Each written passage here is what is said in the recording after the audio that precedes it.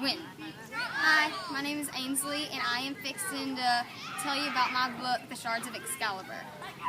Okay, my author is Edward Willett, and I just hope you enjoy my book talk. What's the genre of your book?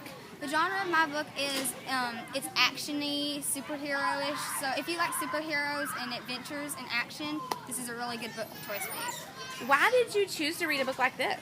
I chose to read a book like this because I had kind of a connection with the main character, Irene, and I had a connection with her because she has blue eyes and brown hair just like me, and I like water just like her. So it was a really good connection with me and her. So.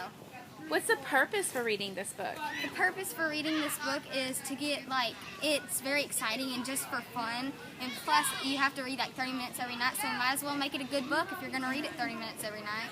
Why should other people read this book?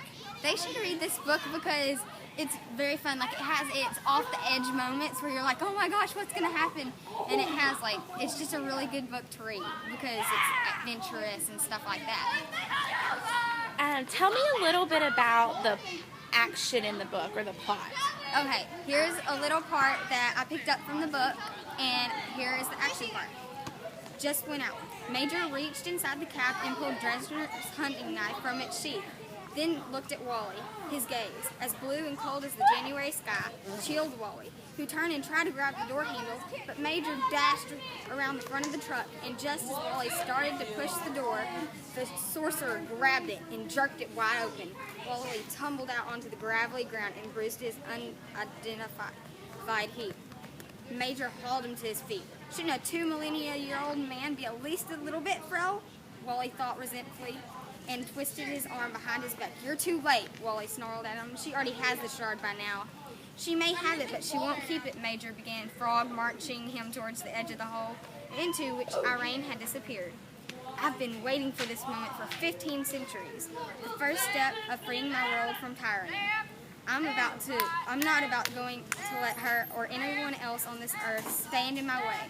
As if when on cue, Irene's head reappeared above the lip of the hole. Merlin pulled Wally to a bear hug with his left arm and raised the hunting knife into his right hand. His razor sharp pointing gave Wally's throat, still sore as scabbed from the attack of the lizard, a stinging kiss, and something warm began to trickle down his neck. That's the big action in my book. So, what's the setting of your book? The setting of my book is mostly outside, on their adventures, it's either in the north or it's in the, they're just a regular surroundings, they're headed to school, neighborhood around them, so stuff like that.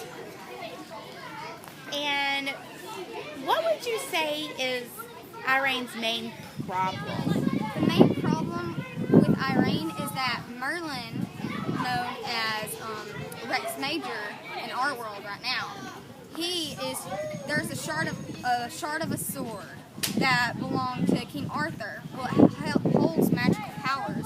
So,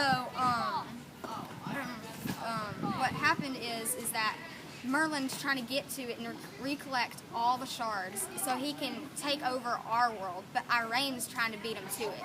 So it's kind of who's going to get the shard? Would you suggest that someone read this book? Yes, 1,000,000% yes. So that is the end of my book talk, and hopefully you read The Shards of Excalibur. What?